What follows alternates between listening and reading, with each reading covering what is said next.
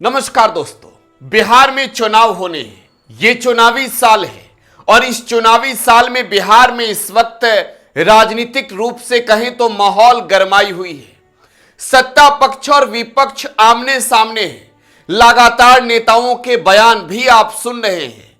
बिहार में किस तरीके से आमने सामने की लड़ाई छिड़ी है सत्ता पक्ष और विपक्ष में, ये आप देख भी रहे हैं। लेकिन ऐसे में बात करेंगे सीटों के बंटवारे को लेकर। बिहार में मौजूदा समय में लड़ाई जो है वो त्रिकोणीय नजर आ रही है। बिहार में तीसरा मोर्चा चौथा मोर्चा बनाने की भी तैयारी चल रही है। लेकिन इससे पहले बिहार में एनडीए के अंदर सीटों के बंटवारे पर किस तरीके की चर्चा चल रही है, आज उसी के बारे में पूरी जानकारी देने जा रहे हैं। दोस्तों, मौजूदा समय में बिहार एनडीए में भारतीय जनता पार्टी है, जनता दल यूनाइटेड है, लोक जनशक्ति पार्टी रामविलास है, इसके अलावे हिंदुस्तानी अवाम मोर्चा सेकुलर है और राष्ट्रीय लोक मोर्चा है। यानी नीतीश कुमार की पार्टी, नरेंद्र मोदी की पार्टी, चिराग पासवान की पार्टी, जीतन राम मांझी की पार्टी, उपेंद्र कुशवाहा की पार्टी बिहार एनडीए का हिस्सा है। तो बिहार एनडीए में इन 5 दलों के अंदर सीटों के बंटवारे को लेकर कौन सा फॉर्मूला तैयार किया जा रहा है।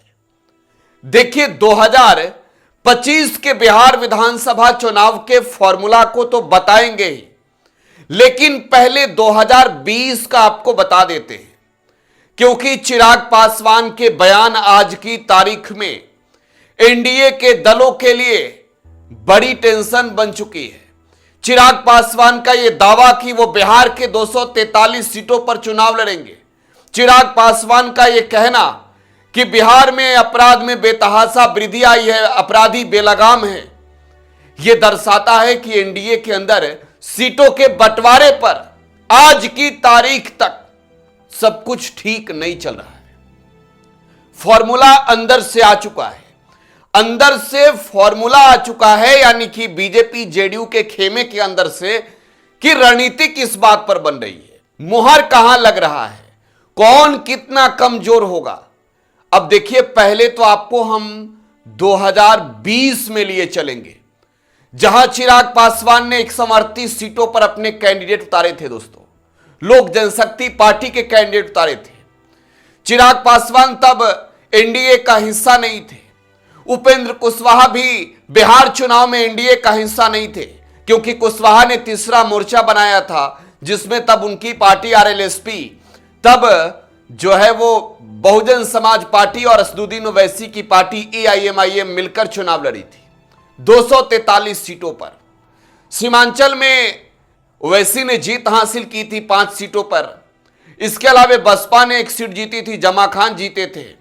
तो 2025 की लड़ाई में बहुत लोग इधर आ गए। मुकेश सहनी जो एनडीए में थे वो महागठबंधन में है, 11 सीटों पर चुनाव लड़े थे। 2020 का फॉर्मूला एक बार आपको दिखाते हैं।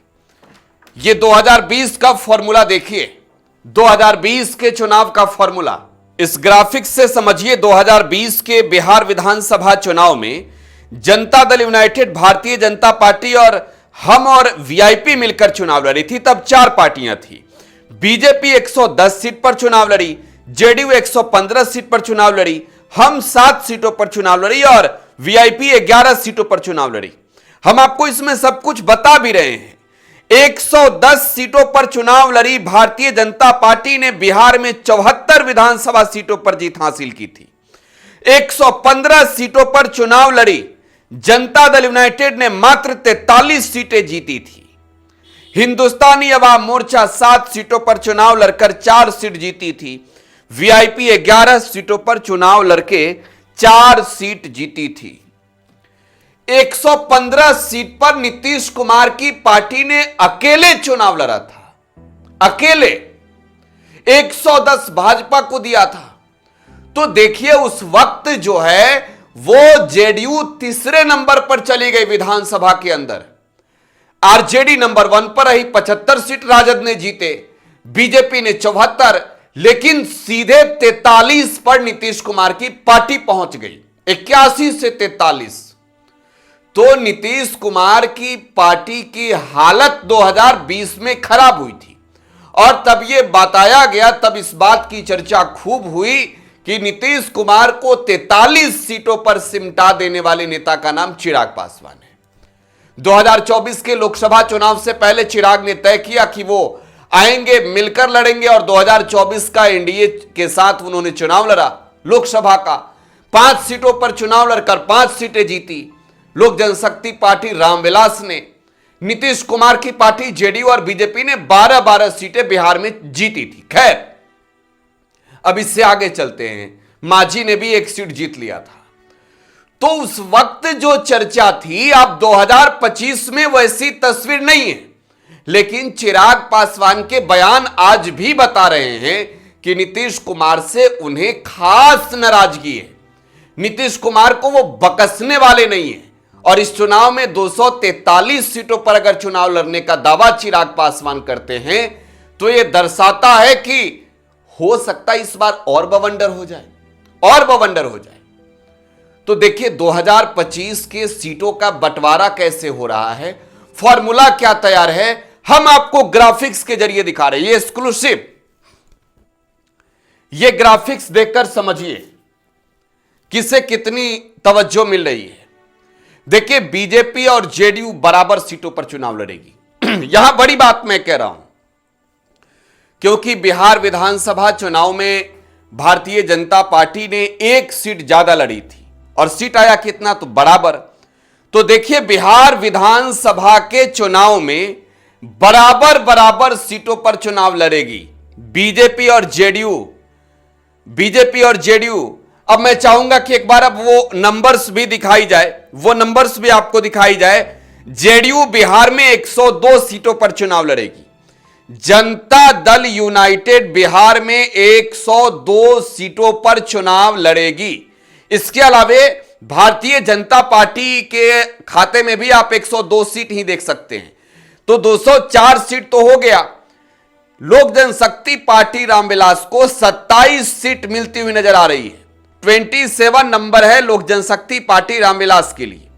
7 सीट, फिर से 7 सीट हिंदुस्तानी अवाम मोर्चा सेकुलर को, जो जीतन राम मांझी की पार्टी है, और उपेंद्र कुशवाहा की पार्टी आरएलएम को 5 सीट। तो ये 243 सीटों का फॉर्मूला तैयार है। 243 सीटों का फॉर्मूला तैयार है और आपने वो फॉर्मूला देख लिया, 101, 101, 27, 7 और 5। ये 243 सीट एनडीए के अंदर अब लगभग बढ़ चुके हैं। अब यहां देखिए लड़ाई कहां है, तो लड़ाई है चिराग पासवान को लेकर, जीतन राम मांझी को लेकर, उपेंद्र कुशवाहा को लेकर। देखिए 102 और 102 पर बीजेपी जेडीयू को संतोष है। यह अंदर की खबर आपको बता रहा हूं। बीजेपी ज्यादा सीटों पर चुनाव लड़ना चाहती है लेकिन जेडीयू लड़ने नहीं देगी। अब चिराग पासवान की डिमांड है कि न्यूनतम 50। स्ट्राइक रेट के अनुसार दीजिए, स्ट्राइक रेट 5 है हमारा, 100% स्ट्राइक रेट, 5 एमपी जीते हैं, तो 50 सीट चाहिए चिराग पासवान को, 40 सीट चाहिए जीतन राम मांझी को, 20 सीट चाहिए कम से कम उपेंद्र कुशवाहा को। अब यहां एनडीए में वो बड़ी लड़ाई छिड़ गई है।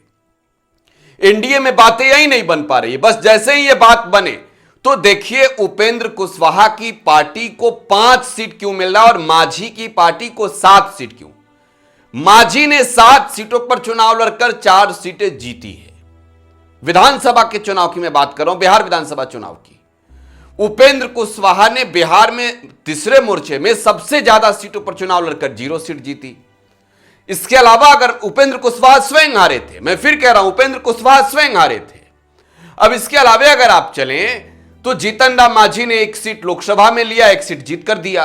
उपेंद्र कुशवाहा को 1 सीट मिला काराकाट, वो हार गए।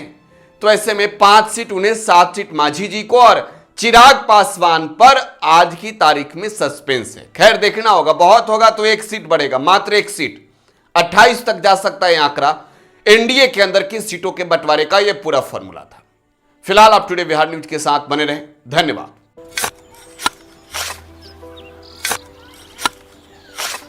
नई का साल मुबारक हो चाचा। हाँ मुबारक। जब तक इस सरकार बा तब तक नया साल मुबारक। कहाँ का बात करत बाड़, बात ई बा, साल चाहे नया होके दिन चाहे, हमार जिंदगी में तो बस दुख है, दुख बा। बाढ़ के समस्या 10 का 10 बा। फसल बर्बाद हो जाला या ऑन पॉन बिक जाला, ना कोई उपाय बा ना कोई राहत। बात तो सच बा चाचा, फिर से बाहर जाए के सोचे के पड़ रहा है। इस सरकार से कुछ ना हुई। कबू कबू तो लागेला हमरे मजदूरन की जिंदगी में कोनो नया साल सच में मुबारक हुई। नया साल तो तब मुबारक हुई जब नई सरकार आई। बात तो सही बा चाचा। नया साल, नई सरकार, नया संकल्प, नया बिहार।